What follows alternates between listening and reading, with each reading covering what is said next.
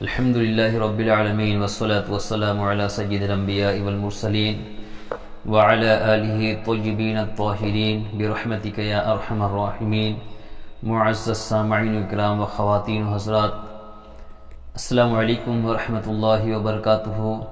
میں امید کرتا ہوں کہ آپ سب بخیر و عافیت ہوں گے۔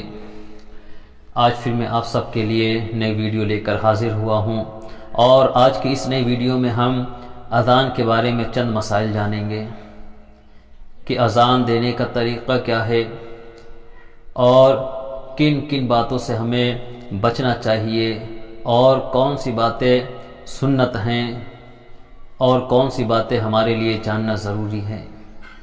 انشاءاللہ آج اذان کے اہم مسئلے پر انشاءاللہ آج اذان کے مسئلے پر انشاءاللہ میں گفتگو کروں گا، اور آپ سب سیکھیں اور اس پر عمل کرنے کی کوشش کریں۔ اگر ہم علم حاصل کرنے میں ذرہ برابر بھی کوتاہی کرتے ہیں تو یاد رکھیے گا اللہ تبارک و تعالی ہمیں سخت عذاب میں گرفتار فرمائے گا۔ دنیا میں بھی ہمیں علم دین نہ سیکھنے کی وجہ سے تمام تکلیفوں مصیبتوں کا سامنا کرنا پڑے گا۔ یاد رکھیے کہ اگر ہم نے علم دین نہیں سیکھا تو یقیناً اللہ تبارک و تعالی ہم سب سے ناراض ہوگا، اور کل بروز قیامت ہم سے سخت حساب لیا جائے گا۔ کہ علم دین حاصل کرنا ہر مسلمان، چاہے وہ مرد ہو چاہے عورت ہو، سب پر فرض ہے، اور اس کے متعلق بھی سوال ہوگا۔ بعض لوگ یہ سوچتے ہیں کہ ہم علم حاصل نہیں کریں گے اور ہم سے کل سوال نہیں ہوگا۔ یقیناً اگر آپ نے علم دین نہیں سیکھا اور آپ نے کوئی ایسا کام کیا جس سے اللہ اور اس کے پیارے رسول صلی اللہ تعالی علیہ وسلم ناراض ہوتے ہیں، تو یقیناً کل بروز قیامت اس کے لیے بھی آپ ہی اس کے ذمہ دار ہوں گے، اور اللہ تبارک و تعالی ایسے لوگوں کو دردناک عذاب میں بھی گرفتار فرمائے گا۔ اس لیے ہم سب کو چاہیے کہ ہم علم دین سیکھیں بھی اور عمل بھی کریں۔ اگر کوئی جانکار بندہ ہے جو علم رکھتا ہے اور وہ اس پر عمل نہیں کرتا تو اسے عمل نہ کرنے کی سزا دی جائے گی، لیکن ایک جاہل انسان جس نے علم دین سیکھا نہیں اور پھر عمل بھی نہیں کیا تو یاد رکھیں کہ علم نہ سیکھنے کی بھی سزا دی جائے گی، اور اسے دردناک عذاب میں گرفتار کیا جائے گا، اور عمل نہ کرنے پر بھی اس پر جو ہے سخت عذاب ہوگا۔ اللہ اکبر۔ تو آپ سب کی ذمہ داری ہے کہ ہم سب امت محمدیہ میں سے ہیں، اور ہم سب پر علم دین سیکھنا فرض ہے، اور یاد رکھیے کہ فرض میں ذرہ برابر بھی کوتاہی کریں گے تو کل سخت سے سخت عذاب میں گرفتار کیے جائیں گے۔ تو آئیے بلا تاخیر میں اپنی ویڈیو کا آغاز کرنا چاہتا ہوں۔ آئیے اس سے پہلے اگر آپ نے ابھی تک میرے چینل کو سبسکرائب نہیں کیا تو سبسکرائب کر لیں، لائک نہیں کیا تو لائک کر لیں، اور بیل آئیکن کو بھی دبا دیں تاکہ تمام ویڈیوز بآسانی آپ سب تک پہنچتی رہے، اور آپ علم دین زیادہ سے زیادہ سیکھیں اور اس پر عمل کریں، اور اللہ تبارک و تعالیٰ کو راضی کر لیں۔ یقیناً دنیا میں ہی اللہ تبارک و تعالیٰ کو اگر ہم نے راضی کر لیا تو ہماری دنیا بھی سنور جائے گی اور آخرت بھی سنور جائے گی، اور ہم اللہ تبارک و تعالیٰ کے دردناک عذاب سے بھی محفوظ ہو جائیں گے۔ یہ دنیا اسی لیے بنی تاکہ ہم اللہ تبارک و تعالیٰ کو راضی کر لیں، نہ کہ مال و دولت جمع کرنے کے لیے بنی ہے، نہ ہی بڑے بڑے محلات بنانے کے لیے بنی ہے۔ یقیناً آپ اگر شریعت کے مطابق اپنی زندگی کو گزارتے ہیں، اللہ تبارک و تعالیٰ کی اطاعت و فرما برداری کرتے ہیں، تو یقیناً یہ گھر بنانا، مال و دولت جمع کرنا، اپنے اہل و عیال پر خرچ کرنا، غریب و یتیم و مسکینوں پر خرچ کرنا، یقیناً یہ بھی نیکی ہے، اور اس کا اجر بھی اللہ تبارک و تعالیٰ کل بروز قیامت ضرور عطا فرمائے گا۔ تو آئیے آج ہم پڑھیں گے اذان کس طریقے سے دی جائے، اور اذان کا اسلام میں کیا حکم ہے۔ اذان کہنا فرض ہے یا سنت ہے، سب سے پہلے ہم یہ جانیں گے۔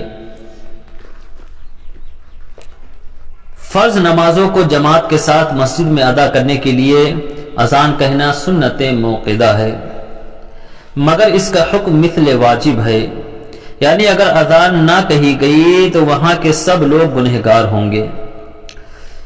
میرے پیارے آقا علیہ الصلوۃ والتسلیم کے پیارے دیوانوں، اگرچہ اذان کہنا سنت موقدہ ہے، لیکن اس کا حکم واجب کی طرح ہے کہ اگر نماز پڑھنے کے لیے اذان نہ کہی جائے مسجدوں میں تو سارے کے سارے لوگ، وہاں رہنے بسنے والے تمام لوگ عذاب خداوندی میں گرفتار ہوں گے اور سب کے سب گنہگار ہوں گے۔ اذان کس وقت کہنی چاہیے؟ جب نماز کا وقت ہو جائے تو اذان کہی جائے۔ وقت سے پہلے اذان کہنا جائز نہیں۔ اگر وقت سے پہلے کہی گئی تو وقت ہونے پر لوٹائی جائے۔ یعنی کبھی کبھی ایسا ہوتا ہے کہ کوئی غلطی سے وقت سے پہلے اذان کہہ دیتا ہے۔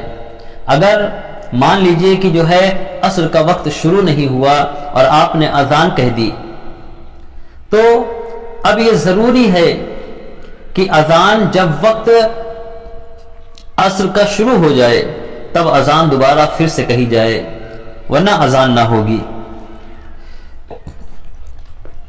فرض نمازوں کے علاوہ اور بھی کسی وقت اذان کہی جاتی ہے، یہ بھی جاننا ہمارے لیے ضروری ہے کہ کیا صرف نمازوں کے لیے ہی اذان کہی جاتی ہے؟ نہیں، بلکہ بہت سارے ایسے مقام ہیں جہاں پر ہم اذان کہہ سکتے ہیں۔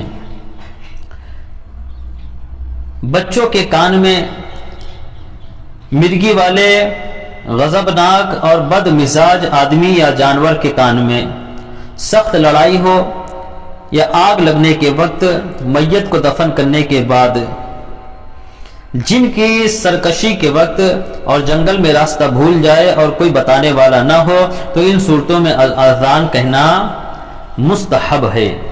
یعنی میرے پیارے آقا علیہ الصلوۃ والتسلیم کے پیارے دیوانوں، یہ تمام مقام پر اذان کہنا مستحب ہے۔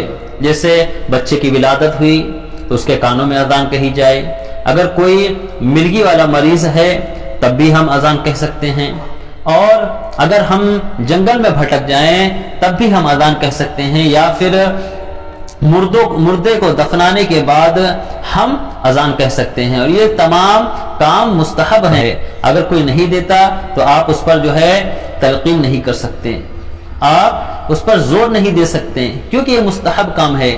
کرے گا تو یقیناً اس کا فائدہ اسے ملے گا، اگر کوئی نہیں کرتا ہے تو آپ اس پر زور زبردستی نہ کریں۔ اذان کا بہترین طریقہ کیا ہے؟ یعنی اذان کس طریقے سے دی جائے اور صحیح طریقہ کیا ہے؟ تو آئیے جانتے ہیں۔ مسجد کے صحن سے باہر کسی بلند جگہ یعنی اونچی جگہ پر قبلے کی طرف منہ کر کے کھڑا ہو اور کلمے کی دونوں انگلیاں کانوں میں ڈال کر بلند آواز سے اذان کے کلمات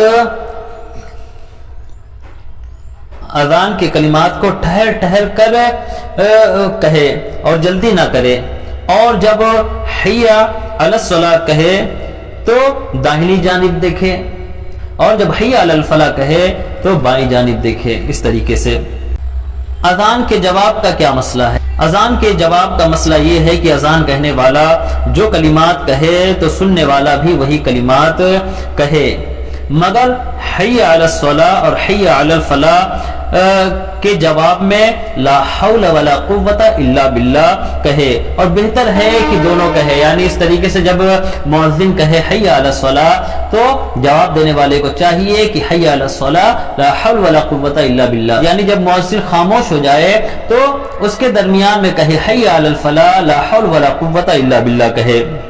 اور فجر کی اذان میں الصلاۃ خیر من النوم کے جواب میں صدقتا و بررتا بالحق نطقتا کہے۔ خطبے کی اذان کا جواب دینا کیسا ہے؟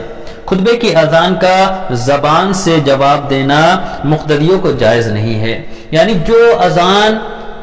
جو ہم جمعہ کی فرض نماز پڑھتے ہیں 2 رکعت، اس سے پہلے خطبہ ہوتا ہے اور اس خطبے سے پہلے اذان ہوتی ہے، تو جو خطبے سے پہلے اذان دی جاتی ہے اس کا حکم یہ ہے کہ جو مقتدی ہیں، جو نماز ادا کرنے والے ہیں، انہیں مقتدی کہا جاتا ہے، تو ان کے لیے اس خطبے کی اذان کا جواب دینا جائز نہیں ہے۔ بہتر یہ ہے کہ مقتدی خاموشی کے ساتھ چپ چاپ اذان سنیں۔